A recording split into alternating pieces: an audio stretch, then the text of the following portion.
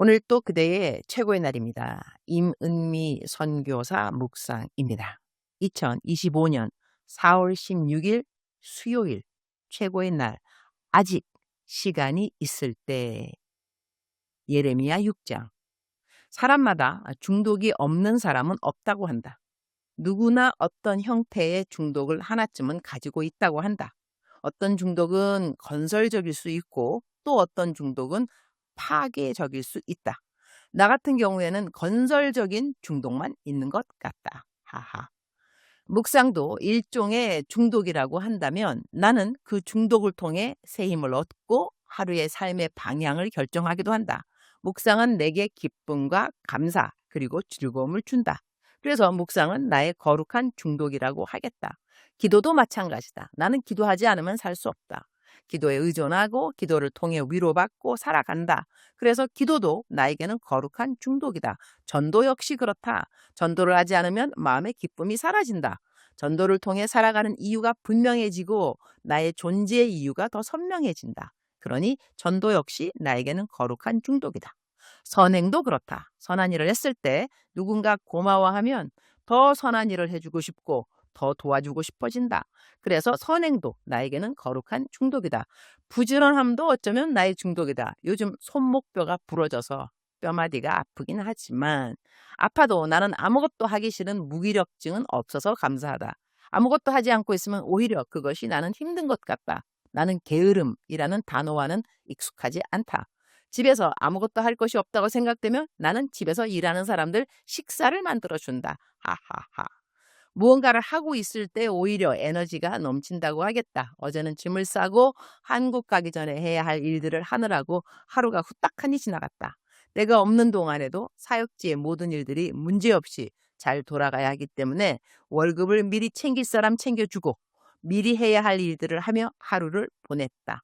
아프다고 해서 아무것도 하지 않고 우울에 빠져 있지 않음에 감사하다. 아프면 아픈 대로 할 수 있는 만큼 무엇인가 할 수 있고 하나님께서 그렇게 할 수 있도록 힘을 주시니 감사하다. 물론 너무 아프고 힘이 없으면 아무것도 못할 수밖에 없다고 생각한다. 그때는 당연히 쉬는 것이 하나님께서 가장 기뻐하는 뜻이겠지만 나는 그렇게까지 아픈 사람은 아니라서 감사하다. 내 삶에 있는 그 어떤 것도 하나님의 은혜가 아닌 것이 없고 하나님의 은혜가 내게 임하기까지 수많은 기도의 손길이 있었다는 것을 나는 안다. 그래서 나는 나를 위해 1분이라도 기도해 주시는 모든 분들이 정말로 고맙다. 하나님께서 그 모든 분들을 꼭 축복하여 주시기를. 예레미야 6장 9절 묵상. 그러니 예레미야야, 아직 시간이 있을 때에 포도 따는 사람이 포도 덩굴을 들추어 보는 것처럼 내가 구할 수 있는 사람들을 구해야 한다. 예레미야 6장 9절 표준 새 번역입니다. 이 말씀이 마음에 깊이 와 닿는다. 하나님께서는 심판하시기로 작정하신 백성들, 멸망당에 마땅한 이들 가운데서도 예레미야에게 말씀하신다. 아직 시간이 있을 때 포도 덩굴을 샅샅이 살피듯 구할 수 있는 사람을 찾아보라고. 나 역시 많은 사람들의 영혼을 하나님께로 인도하는 사명을 가진 사람이다. 어떤 이들은 심판받아 마땅할 수 있겠지만 그 가운데서도 하나님의 긍휼을 입을 이들이 있지는 않을까?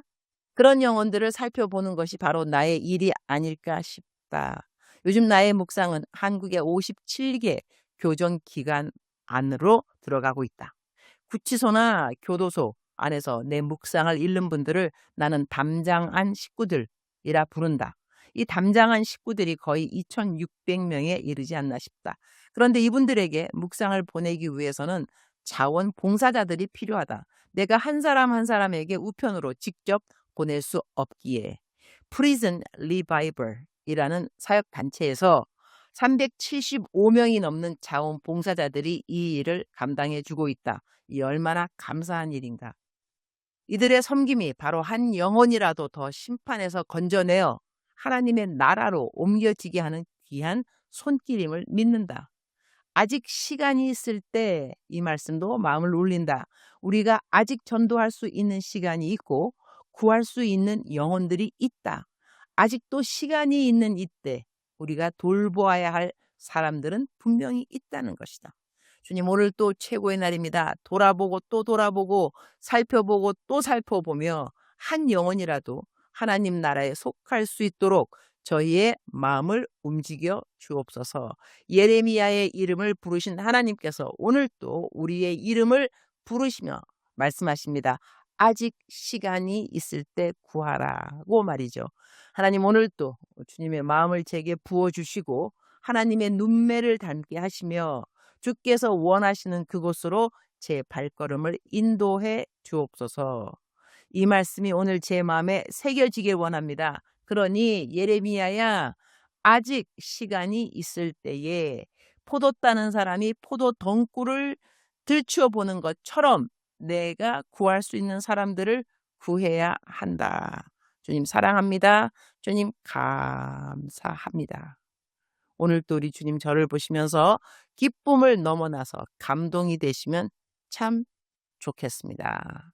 오늘의 암송 말씀 예레미야 6장 9절. 그러니 예레미야야, 아직 시간이 있을 때 포도 따는 사람이 포도 덩굴을 들추어 보는 것처럼 내가 구할 수 있는 사람들을 구해야 한다.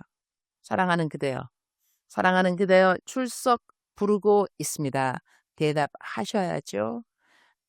사랑하는 내 아들, 사랑하는 내 딸, 너 언제인가 너에게 너무나 소중한 것을 잃어버린 그러한 경험이 있지 않니?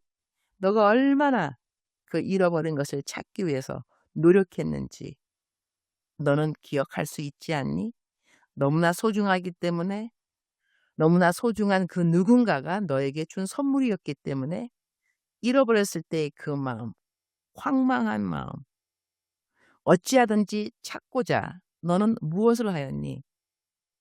살펴본 것을 또 살펴보고, 살펴본 것을 또 살펴보고, 그 누군가에게 물어본 질문을 또 물어보고, 그렇게 하지 않았니?